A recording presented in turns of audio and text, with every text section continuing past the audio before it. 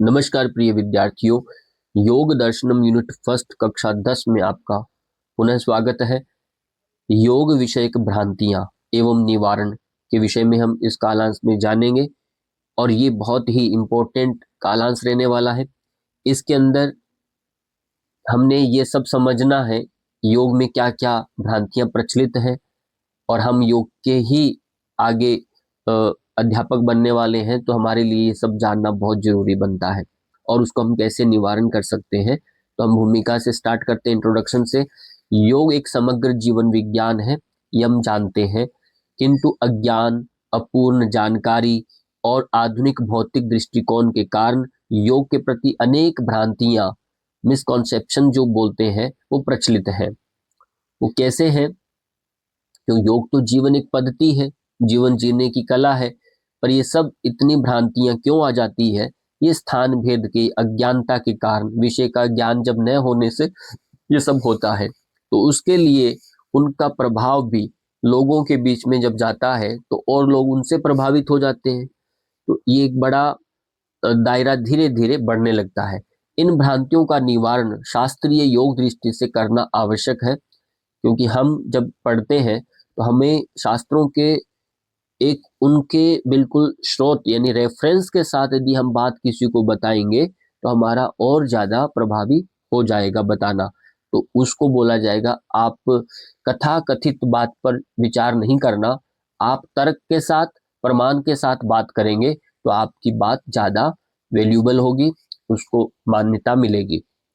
अब बात करेंगे योग का वास्तविक स्वरूप। पातंजलि योग सूत्र एवं हठ योग प्रदीपिका में स्पष्ट किया गया है। सबसे इंपॉर्टेंट यदि कोई ग्रंथ है आज के समय में तो योग दर्शन है। योग सूत्र महर्षि पतंजलि द्वारा रचित ग्रंथ है। और हठ योग प्रदीपिका, घिरण संहिता इत्यादि ग्रंथ। योग विषय प्रमुख भ्रांतियां एवं उनका निवारण अब एक ही करके हम समझेंगे। सबसे पहले भ्रांति क्या है योग के प्रति? योग केवल शारीरिक व्यायाम है, ये ऐसा माना जाता है। अब इसकी भ्रांति में क्या है? योग को केवल आसन और शारीरिक फिटनेस तक सीमित समझना, ये भ्रांति है लोगों की कि योग तो आसन है और फिटनेस तक ये सीमित समझते हैं, ऐसा एक मानना है। पर ये भ्रांति गलत है। अब निवारण इसके लिए आप कैसे बताएंगे समाधान? क्योंकि बात तो ऐसा नहीं है केवल फिटनेस के लिए ही आसन करना, ऐसा नहीं है। तो महर्षि पतंजलि क्या कहते हैं? पतंजलि के अनुसार योग चित्त वृत्ति निरोध है। वहां पर्टिकुलर उन्होंने एक सूत्र दिया, योग चित्त वृत्ति निरोध। तो अभिप्राय यानी योग व्यक्ति करेगा, योग का मतलब आसन तो उसका एक अंग हो गया, अष्टांग में आसन तो तीसरा अंग आ गया, पर पूर्ण ये योग नहीं है, वो उसका एक सोपान है, माध्यम है, साधन है। अब यदि आप केवल फिटनेस जो है, स्वास्थ्य जो है, वो योग को प्राप्त करने के लिए, इसलिए योग को यहाँ पर दो चरणों में देखना आपने। योग के दो अर्थ है, एक तो योग साधन भी है और साध्य भी है। यानी योग का अर्थ एक समाधि भी है, यहाँ जो बताया योग चित्तवृत्ति निरोध से अभिप्राय है योग समाधि है।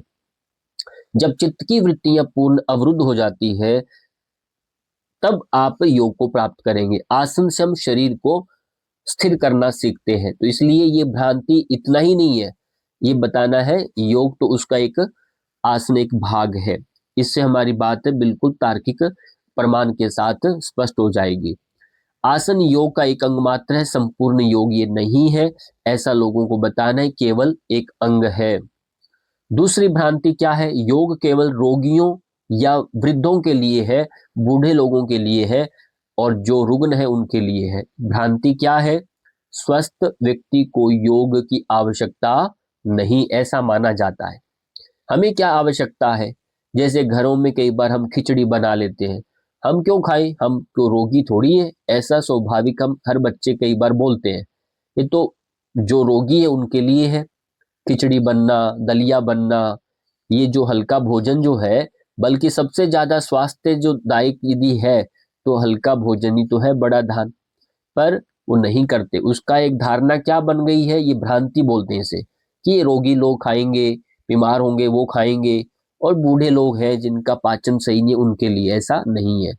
वैसे ही योग के प्रति है। स्वस्थ व्यक्ति को योग की आवश्यकता नहीं है, ऐसा प्रचार समाज में फैला रखा है। निवारण के लिए क्या है? योग रोग निवारण में तो काम करता ही करता है, बल्कि स्वास्थ्य संरक्षण भी करता है। यदि व्यक्ति अभी स्वस्थ है तो उसकी स्वास्थ्य बना रहे, कि वो रोगी नहीं हो, इसलिए योग करना है। इसलिए कहा रोग से पूर्व योग करना है, योग रोग से पहले योग करना है, रोग आने के बाद थोड़ी करना है। तो ये ध्यान रखना है। मानसिक संतुलन के लिए योग करना है। स्वास्थ्य संरक्षण हो गया, रोग निवारण भी हो गया, मानसिक संतुलन के लिए योग करना है। आध्यात्मिक उन्नति, आध्यात्मिक उन्नति के लिए स्वस्थ व्यक्ति के लिए योग अधिक आवश्यक है। जो यदि आप अपने आप को स्वस्थ मानते हैं तो आपको योग करना चाहिए, नहीं तो आप इंतजार मत करिए आप रोगी हो जाएं और फिर योग करें, नहीं। आप हमेशा शतायु रहें, स्वस्थ रहें, ये बताना है, इसलिए योग करना है। अगला प्रश्न आता है, इसमें भ्रांति है, योग धार्मिक या सांप्रदायिक है? जो धार्मिक लोग हैं, भ्रांति क्या है? योग किसी विशेष धर्म से जुड़ा है, जैसे हिंदू संस्कृति वाले पुजारी, जो पंडित लोग हैं, यही योग करेंगे। जिसको साधना करना है, सन्यासी होना है, फकीर बनना है, वो योग करे, बाकियों के लिए नहीं है, ऐसा नहीं। निवारण बताया, योग धर्म निरपेक्ष जीवन पद्धति है, सभी के लिए है, क्योंकि योग तो एक जीवन जीने की कला है। यह आपके मन पर काम करता है। जो व्यक्ति संसार में रहते हैं, जो मन से जुड़े हुए हैं, उन सब के लिए योग है। तो योग धर्म निरपेक्ष है। अब तो हम इसको सब जान ही गए हैं। विश्व अंतर्राष्ट्रीय योग दिवस मनाया जाता है, तो पूरा देश 21 जून को इसको मनाता है। वो इसीलिए मनाता है क्योंकि योग धर्म निरपेक्ष है, एक व्यक्ति के लिए नहीं, सभी के लिए है। योग किसी पूजा पद्धति पर निर्भर नहीं है, सभी के लिए है। ये आत्मा का आत्म अनुशासन और चेतना का विज्ञान है, इस बात को आपको समझना है। योग जो है आत्म स्वयं को अनुशासन करने का और चेतना का विज्ञान है। सुपर माइंड के लिए योग हम करते हैं, एक विशेष संप्रदाय, विशेष धर्म के लिए ये नहीं है, विशेष स्थान के लिए नहीं। योग मानवता का सार्वभौमिक विज्ञान है। इसलिए आज पूरा देश नहीं, पूरा विश्व एक साथ योग करता है 21 जून के दिन। महर्षि पतंजलि ने तो यहाँ तक कहा, जाति देश काल समय नवच्छिन्ना सार्वभौमा महाव्रतम। यानी योग जो है उसमें यम के जो 5 अंग आते हैं, अहिंसा सत्यस्तये ब्रह्मचर्य परिग्रह यमः, ये 5 जो अंग है ये सार्वभौमिक है, एक विशेष स्थान के लिए, काल के लिए ऐसा नहीं है, सभी के लिए सार्वभौमिक है वो। तो वो इसलिए कहा योग मानवता का सार्वभौमिक विज्ञान है, सभी के लिए कार्य करता है। चौथी भ्रांति है, योग से केवल आध्यात्मिक लाभ होता है, वैज्ञानिक नहीं है। देखिए कैसी कैसी भ्रांतियां प्रचलित हैं समाज में। योग का कोई वैज्ञानिक आधार नहीं है, पर आज के समय में तो सबसे ज्यादा शोध योग पर हो रहे हैं, और योग तो इतना प्रामाणिक है, आज का ही नहीं है। अपने ऋषि मुनियों ने तो न जाने कब प्रारंभ काल में, वैदिक काल से ही योग से ही कितने कितने बड़े बड़े कार्य उन्होंने सिद्ध कर दिए। धरती से बैठे बैठे उन्होंने पूरे ब्रह्मांड का आंकलन कर लिया। पूरा ज्योतिष विज्ञान इसी पर टिका हुआ है। पूरे योगियों ने कैसे पूरे खगोल शास्त्र को जान लिया, तो कैसे जाना यदि ऐसा वैज्ञानिक नहीं है तो अब ध्यान देना है निवारण के लिए। आधुनिक शोध सिद्ध करते हैं, आज के समय भी आप सर्च करेंगे तो उनको बताएं। प्राणायाम तंत्रिका तंत्र को संतुलित करता है, क्योंकि नर्व पर काम करता है। ध्यान मानसिक तनाव को घटाता है, क्योंकि हमारे शरीर में ऐसे हार्मोन है जो कार्टिसोल ऐसे उनको बढ़ा देता है, तो उनको घटाने का कार्य ये करता है। आसन हार्मोनल संतुलन में सहायक है। योग वैज्ञानिक और अनुभवजन्य है। योग को वैज्ञानिक भी है और ये अनुभवजन्य है, क्योंकि लोगों ने इसे अनुभव किया, अभ्यास किया और सबने ये पाया है। योग केवल ऐसा ही नहीं है आध्यात्मिक लाभ ही मिले ऐसा नहीं है, वैज्ञानिक भी है, क्योंकि इसमें रिसर्च में सब ये प्रूफ हुआ है। पांचवा, योग करने से शरीर कमजोर हो जाता है, लोग ऐसा मानते हैं, क्योंकि आसन ज्यादा करेगा व्यक्ति पतला हो जाएगा, ऐसा नहीं। दो तरह के बल होते हैं, एक शारीरिक बल होता है, एक आत्मिक बल होता है। इन दोनों की तुलना करें तो आत्मिक बल जो होता है वो सबसे ज्यादा शक्तिशाली होता है, ज्यादा बली माना गया, श्रेष्ठ माना गया। तो हमारा आत्मबल, योग से आत्मबल बढ़ता है, ये बात पहले स्पष्ट हो जानी चाहिए। तब आप ये नहीं सोचेंगे कि आपका शरीर पतला है, ऋषि मुनि तो बहुत पतले रहते थे। तो ऐसा बलिष्ठ होना तो फिजिकल शारीरिक जो बलिष्ठ होना अलग, पर आत्मिक बल इससे मजबूत होता है। भ्रांति क्या है, योग करने से मांसपेशियां ढीली हो जाती है, देखिए, और जब जिम करने से मांसपेशियां मजबूत हो जाती है, ऐसा नहीं, मांसपेशियां ढीली नहीं होती। निवारण, हठ योग के अनुसार बताया, योग शरीर को सुदृढ़ बनाता है, लचीला और संतुलित बनाता है। शक्ति और सहनशीलता दोनों बढ़ती है योग करने से। ये आसन जब करेंगे तो इतना सब लाभ मिलेगा, क्या आप बाकी अन्य अभ्यास करके ये सब कुछ बढ़ा सकते हैं? उसमें सुदृढ़ता, लचीला, संतुलित और शक्ति, सहनशीलता आ सकती है? से सब कुछ संभव नहीं है, ये योग में सब संभव है। योग कमजोरी नहीं, स्थायी शक्ति देता है, कमजोरी नहीं देता, और चिरंजीवी बनाता है, दीर्घायु बनाता है। भ्रांति 6 नंबर पर आती है, योग कठिन एवं जोखिम पूर्ण है। योग कठिन है, भ्रांति क्या है समाज में, योग सभी के लिए सुरक्षित नहीं है। देखिए, सभी लोग नहीं कर सकते। निवारण बताइए, योग में सरल कठिन का क्रम है, क्योंकि सरलता से हम कठिनता की ओर जाते हैं। अभी डायरेक्ट आप किसी को कहे शीर्षासन करे, मयूरासन करे, आप पेट को घुमाना शुरू करा दें, ऐसा संभव नहीं है।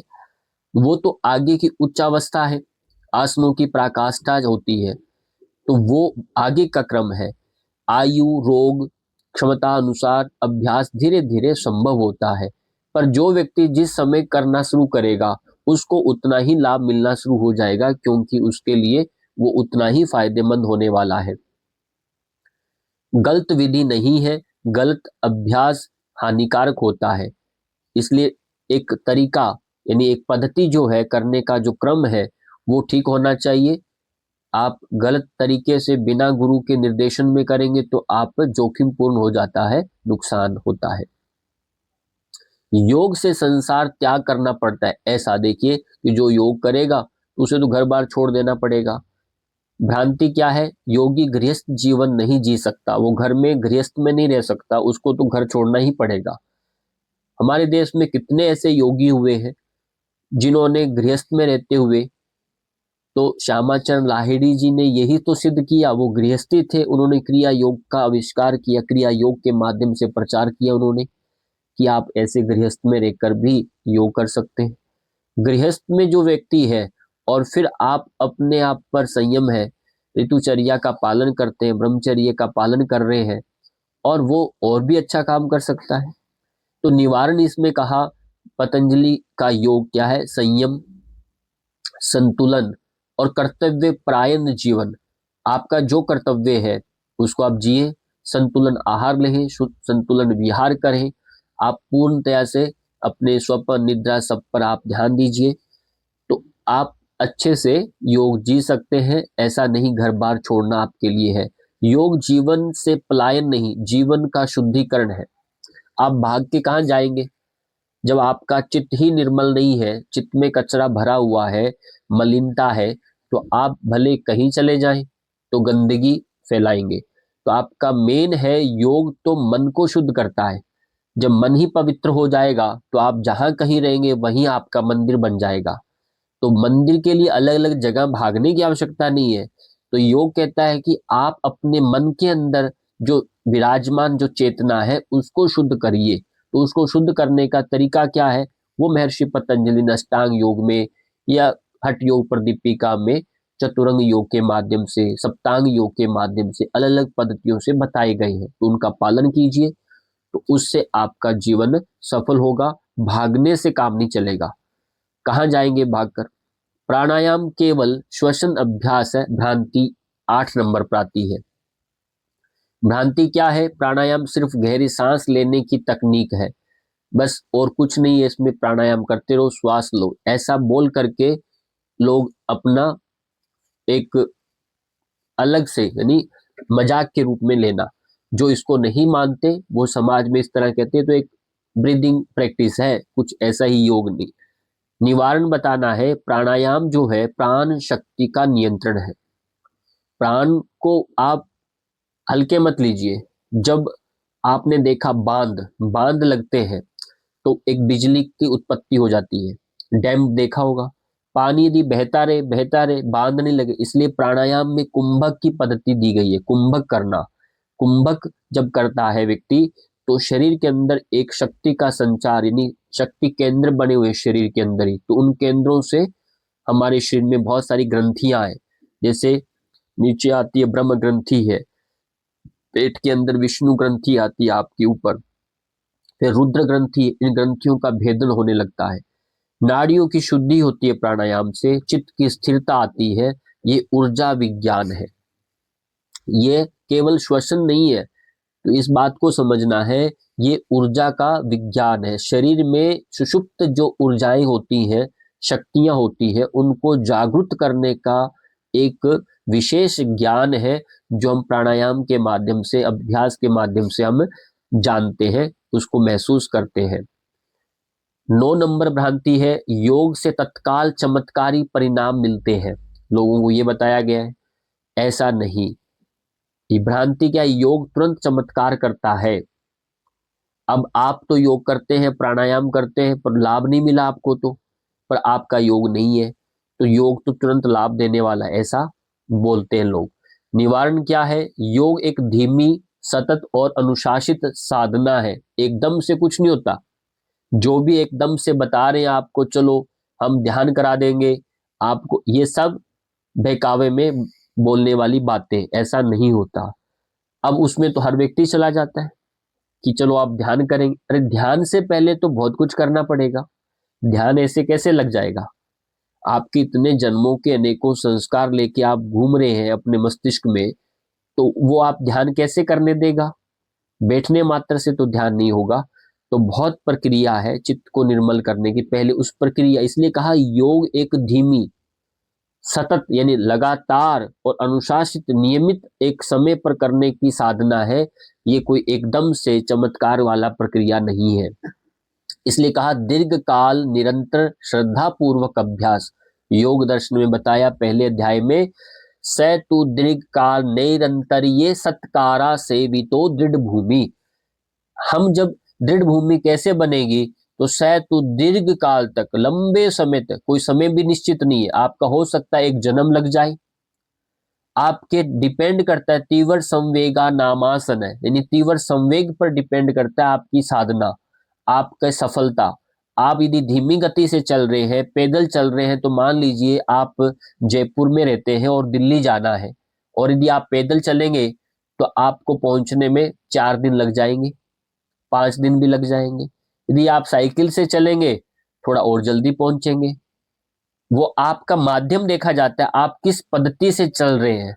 आप यदि बस से जाएंगे तो और जल्दी जाएंगे, यदि आप ट्रेन से जाएंगे और जल्दी, यदि हवाई जहाज से जाएंगे तो और भी जल्दी जाएंगे। यानी आपने मार्ग कौन सा अपनाया, तो वो उस पर डिपेंड करता है। इसलिए कहा दीर्घ काल निरंतर करना है, श्रद्धा भाव से करना है।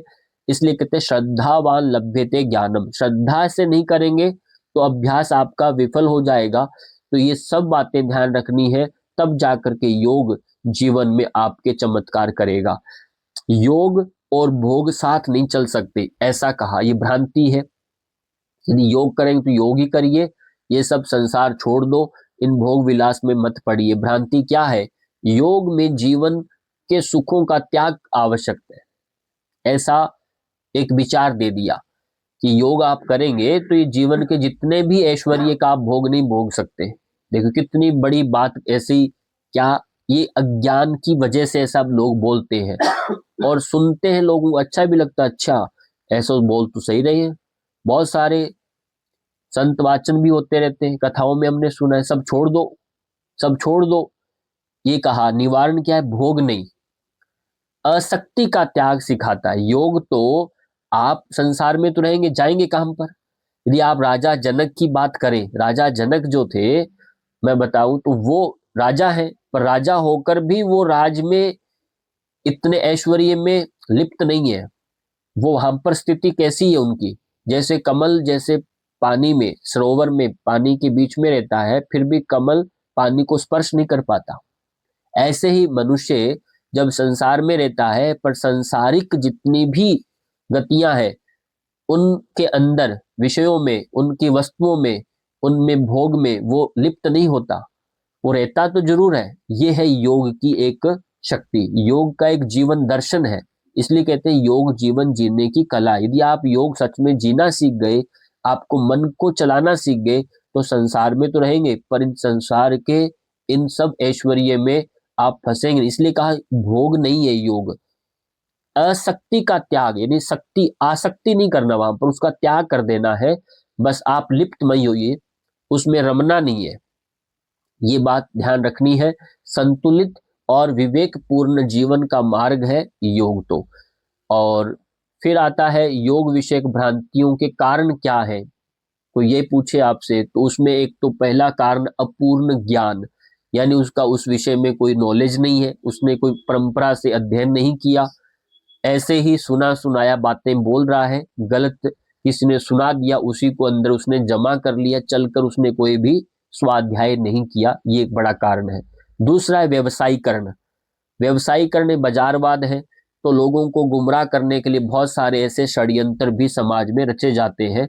इसलिए हम जो पढ़ रहे हैं, आप पढ़ रहे हैं, आप योग के शिक्षक बनने हैं, तो शिक्षक का अभिप्राय मतलब आप योग के प्रशंसक हैं, योग विद्या को प्रचारित करने वाले हैं, तो इसलिए योग को अच्छे से अध्ययन करें, अनुभव करें और फिर इसको समाज में लोगों को बीच में रखें। तो इसलिए व्यवसायीकरण नहीं करना इसका। सोशल मीडिया का अधूरा प्रचार, किसी ने थोड़ा जाना और उसको ही प्रचारित कर दिया, आधा अधूरा ज्ञान, उसको सैकड़ों लोगों ने देख लिया और जिन्होंने पहली बार देखा तो उसका वैसे ही चित्त में उसकी वैसी एक इमेज बन गई उस विषय के प्रति, तो उससे बड़ा दुष्प्रभाव समाज में बढ़ता जा रहा है। गुरु शिष्य परंपरा का भाव, एक समय के साथ पहले चलती थी गुरु शिष्य परंपरा, अब वो छूट गई है। बच्चों में धैर्य नहीं है, गुरु को पढ़ाने के लिए समय नहीं है, तो दोनों तरफ ये अभाव है कि त्याग भाव का, एक श्रद्धा का भाव कम हो गया, तो गुरु शिष्य परंपरा का भाव आ गया, तो उसकी वजह से ये भ्रांतियां ज्यादा समाज में आ गई। एक कारण है योग को केवल फिटनेस से जोड़ना, भाई तुम फिट रहेंगे योग करो, ऐसा नहीं, योग तो संपूर्ण जीवन शैली है, इस भाव से आपको बताना पड़ेगा, ये एक बड़ा भ्रांति है। इसलिए योग सभी के लिए। भ्रांतियों के निवारण के उपाय बताए गए हैं। शास्त्र आधारित अध्ययन करें, यानी योग के जो मूल ग्रंथ है, यानी योग दर्शन को पढ़ें, हठ योग प्रदीपिका, घेरन संहिता को पढ़ें, योग वशिष्ठ को पढ़ें, हठ रत्नावली को पढ़ें, सिद्ध सिद्धांत पद्धति को पढ़ें। ऐसे बहुत सारे ग्रंथ है योग के। उपनिषदों को पढ़ें, उपनिषदों के अंदर योग को बहुत अच्छे से बताया। श्रीमद् भगवत गीता को पढ़िए, कितना अच्छा उसमें श्री कृष्ण भगवान ने बताया है, अर्जुन को उपदेश के माध्यम से बताया।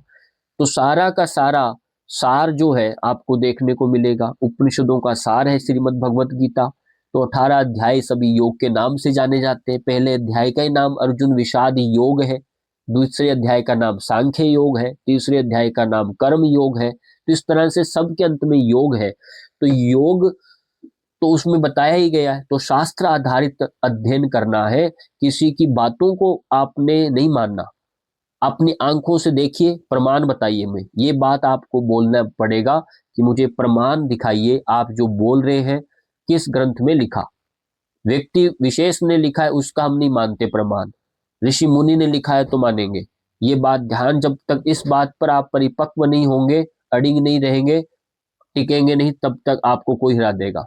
योग्य प्रशिक्षक से मार्गदर्शन लीजिए, यदि कोई जानकार है जिसने परंपरा से अध्ययन किया उसे पढ़िए, तो तब आपका उस समस्या का निराकरण हो सकता है।